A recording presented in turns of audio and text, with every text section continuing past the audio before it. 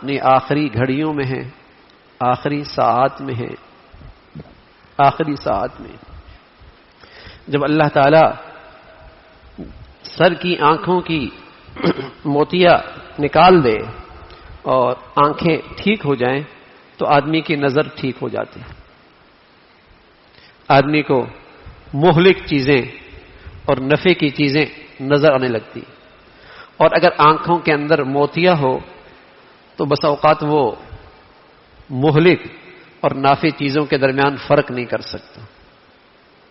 موتیا آیا ہوا ہے اور موتیا پوری آنکھوں پہ چھایا گیا ہے اور یہ اندھا ہو گیا ہے، اسے نظر نہیں آتا گڑا کہاں ہے، سانپ آ رہا ہے، اس کا خیرخواہ ہے سامنے، اسے کچھ نظر نہیں آتا، موتیا ہے۔ اور اگر آپریشن ہو جائے، علاج ہو جائے تو پھر اس کے لیے دنیا روشن ہو جاتی۔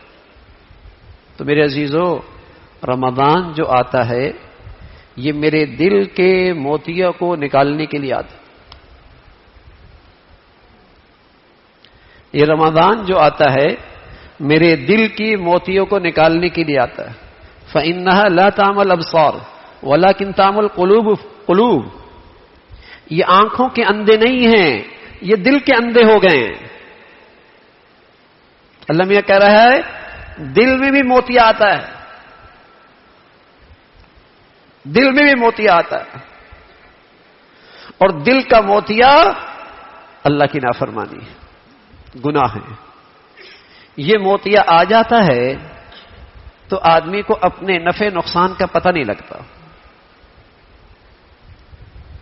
جو حقیقت میں اس کے لیے نفع نقصان ہے نا، جو اللہ نے بتایا ہے اور اللہ کے رسول نے بتایا ہے، اللہ کے قرآن نے بتایا ہے، اس کو پتہ نہیں لگتا۔ موتیا آیا ہوا ہے، موتیا آ گیا۔